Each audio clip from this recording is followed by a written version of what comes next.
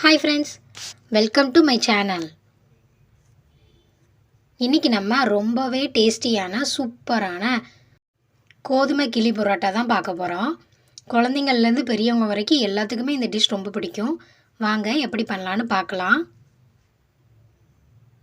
First கோதுமை பரோட்டா செய்யறதுக்கு நான் 1.5 கப் அளவுக்கு கோதுமை மாவு எடுத்துருக்கிறேன். ஒரு அரை ஸ்பூன் அளவுக்கு சர்க்கரை சேர்த்துருக்கிறேன். தேவையான அளவு உப்பு சேர்த்து நல்லா மிக்ஸ் பண்ணிக்கோங்க. கொஞ்சம் கொஞ்சமாக தண்ணி சேர்த்து நம்ம சப்பாத்தி மாவுக்கெல்லாம் எப்படி பிசைவோமோ அப்படி பிசைஞ்சு எடுத்துக்கலாம். பாருங்க, இந்த மாதிரி நல்லா பிசைஞ்சுக்கோங்க. இப்போ மேலே லைட்டாக ஆயில் அப்ளை பண்ணிவிட்டு மூடி போட்டு ஒரு அரை மணி நேரத்துக்கு ஊற வச்சிடலாம். மாவு நல்லா ஊறட்டும். இந்த டைமில் நம்ம கிளி பரோட்டாவுக்கு தேவையான குருமா ரெடி பண்ணிக்கலாம். நான் இன்றைக்கி வெஜ் குருமா தான் செய்கிறேன். ஒரு பேனில் 1.5 ஸ்பூன் அளவுக்கு எண்ணெய் சேர்த்துக்கிறேன். அதில் பட்டை, கிராம்பு, ஏலக்காய் சேர்த்துக்கிறேன். இப்போ 1 ஸ்பூன் அளவுக்கு கடலைப்பருப்பு சேர்த்துக்கிறேன்.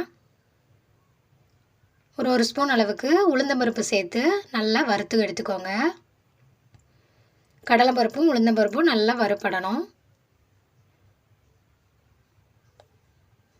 இந்த மாதிரி நல்லா வறுத்ததுக்கப்புறம் ஒரு 4 வரமிளகாய் சேர்த்து அதோடு சேர்த்து வதக்கிக்கோங்க. எல்லாத்தையும் சேர்த்து நல்லா வறுத்தாச்சு. இது ஆறுனதுக்கப்புறம் மிக்ஸி ஜாரில் சேர்த்து தண்ணி சேர்க்காமல் லைட்டாக கொரகொரப்பாக அரைச்சி எடுத்துக்கலாம். அது கூட நான் ஒரு முறி தேங்காய் திருவி வச்சுருக்கிறேன், அதையும் சேர்த்துக்கிறேன். ஒரு 4-5 முந்திரி பருப்பு சேர்த்துக்கலாம். எல்லாம் சேர்த்து நல்லா பேஸ்ட்டாக அரைச்சி எடுத்துக்கலாம். இது இருக்கட்டும், நம்ம குருமா ரெடி பண்ணிடலாம். அடுப்பில் ஒரு கடாயை வச்சு 2 ஸ்பூன் அளவுக்கு நல்லெண்ணெய் சேர்த்துக்கிறேன். அது கூட ஒரு அரை ஸ்பூன் பெருஞ்சீரகம் சேர்த்துக்கிறேன். ஒரு மீடியம் சைஸ் பெரிய வெங்காயத்தை நீல வாக்கில் கட் பண்ணி வச்சுருக்கிறேன், அதையும் சேர்த்து நல்லா வதக்கிக்கலாம். இப்போ ஒரு மிளகாவை கீரி சேர்த்துக்கிறேன். கொஞ்சமாக கருவேப்பிலை சேர்த்துக்கலாம். இப்போ வெங்காயம் நல்லா பாதியாக வதங்கியிருக்கு. இந்த டைமில் ஒரு தக்காளியை கட் பண்ணி வச்சுருக்கிறேன், அதையும் சேர்த்துக்கிறேன். எல்லாம் சேர்த்து நல்லா வதக்கிக்கோங்க. இப்போ பாருங்கள், தக்காளி வெங்காயம் எல்லாமே நல்லா வதங்கிட்டு இந்த டைமில் நம்ம காய்கறி சேர்த்துக்கலாம். நான் கொஞ்சம் பீன்ஸ், கேரட், கொஞ்சமாக பட்டாணி, ஒரு உருளைக்கிழங்கு சேர்த்துக்கிறேன். நீங்கள் இது கூட காலிஃப்ளவர், பன்னீர், மஷ்ரூம் எதுனாலும் சேர்த்துக்கலாம், உங்களோட விருப்பம்தான். எல்லாம் சேர்த்து நல்லா மிக்ஸ் பண்ணி விட்டுக்கோங்க. அடுத்து லைட்டாக காரத்துக்கு ஒரு அரை ஸ்பூன் அளவுக்கு மிளகாய்த்தூள் சேர்த்துக்கிறேன். கொஞ்சமாக மஞ்சள்தூள் சேர்த்து நல்லா மிக்ஸ் பண்ணி விட்டுக்கோங்க.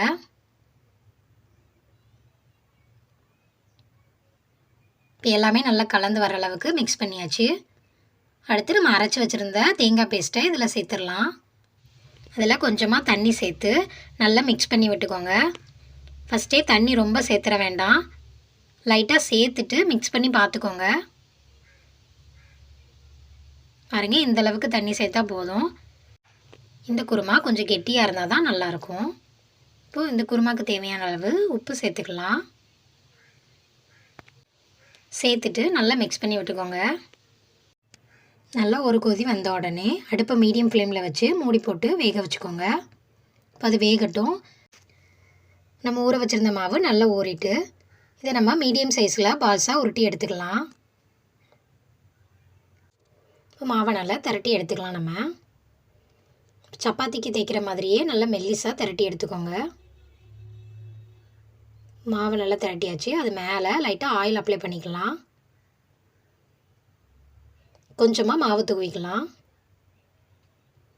இப்போ இந்த மாதிரி மடித்து விட்டுக்கோங்க. இந்த மாதிரி ஒவ்வொரு பக்கமாக திருப்பி திருப்பி உங்களுக்கு மடிக்கும்போது சூப்பராக லேயர் வரும்.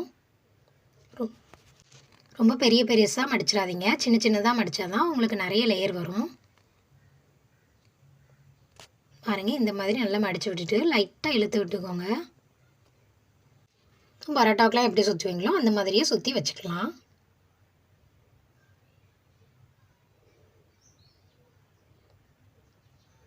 பாருங்கள், இந்த மாதிரி வச்சுட்டு இதுக்கு மேலே லைட்டாக ஆயில் அப்ளை பண்ணிக்கோங்க.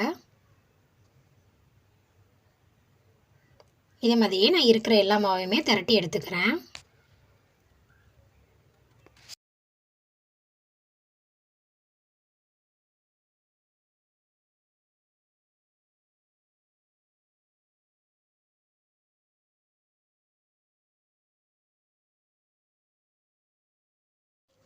எல்லா மாவையும் தேய்ச்சாச்சு. இது ஒரு 10 நிமிஷம் ஊறட்டும்.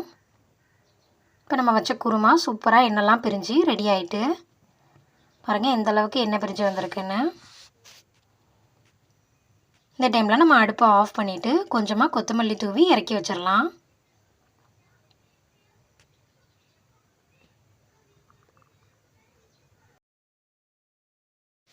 அடுத்து நம்ம பரோட்டா செய்ய ஆரம்பிச்சிடலாம். இப்போ நம்ம ஊற வச்சுருந்த மாவு எடுத்து ஒரே சைடாக தேய்ச்சி எடுத்துக்கோங்க. 2 பக்கமும் திருப்பி போட்டு தேய்க்காதீங்க. நீங்கள் இந்த மாதிரி தேய்ச்சி எடுத்துக்கோங்க. இது நம்ம தோசைக்கல்லில் போட்டுடலாம். தோசைக்கல் ஒரு மீடியம் ஹீட்டில் இருக்கட்டும். ரொம்ப ஹை ஃப்ளேமில் இருந்தால் உள்ளே உள்ள மாவு வேகாது. இந்த மாதிரி ஒரு சைடு ஆயில் அப்ளை பண்ணிவிட்டு திருப்பி போட்டு வேக வச்சுக்கோங்க. இந்த பக்கமும் நம்ம ஆயில் கொஞ்சம் அப்ளை பண்ணிக்கலாம். 2 சைடும் மாற்றி மாற்றி திருப்பி போட்டு நம்ம வேக வச்சுக்கலாம். இப்போ நம்மளுக்கு சூப்பராக பரோட்டா ரெடி ஆகிட்டு இதே மாதிரி எல்லாத்தையும் போட்டு எடுத்துக்கலாம். எல்லா பரோட்டாவையும் போட்டு எடுத்தாச்சு. எடுத்துகிட்டு இந்த மாதிரி அடித்து எடுத்துக்கோங்க. அடுத்தது நம்ம கிளி பரோட்டா செய்ய ஆரம்பிச்சிடலாம். ஒரு வாழை இலை எடுத்துக்கோங்க. அதில் நம்ம செஞ்ச குருமா வச்சுக்கலாம். அதுக்கு மேலே ஒரு பரோட்டா வச்சுக்கோங்க. அதுக்கு மேலே நம்ம கொஞ்சம் குருமா வச்சுக்கலாம். இந்த மாதிரி நான் ஒரு 3 இது வச்சுக்கிறேன். நீங்கள் நான்வெஜ்ஜில் கூட செய்யலாம். இப்போ நம்ம இலையை நல்லா மடிச்சுக்கலாம். மடிச்சுட்டு ஒரு நூல் வச்சு நல்லா டைட்டாக கட்டிடுங்க. அதுங்க இந்த மாதிரி கட்டி எடுத்துக்கோங்க. அடுப்பில் ஒரு பேன் வச்சு அதுக்குள்ளே அந்த நம்ம செஞ்ச கிளி பரோட்டாவை வச்சுக்கலாம். நான் ஒரு 1/2 டம்ளர் அளவுக்கு தண்ணி சேர்த்துக்கிறேன். நீங்கள் தோசைக்கல்லில் கூட செய்யலாம். தண்ணி ரொம்ப சேர்த்துறாதீங்க, 1/2 டம்ளர் சேர்த்துக்கோங்க. வேணும்னா தெளிச்சிக்கலாம். ஒரு 3 மினிட்ஸ் நல்லா வேகட்டும். அதுக்கப்புறம் திருப்பி போட்டுக்கோங்க. இந்த பக்கமும் ஒரு 3 மினிட்ஸ் வேகட்டும். பாருங்கள் எல்லா சைடுமே நல்லா வெந்திருக்கு. இப்போ நம்ம அடுப்புலேருந்தே இறக்கிடலாம்.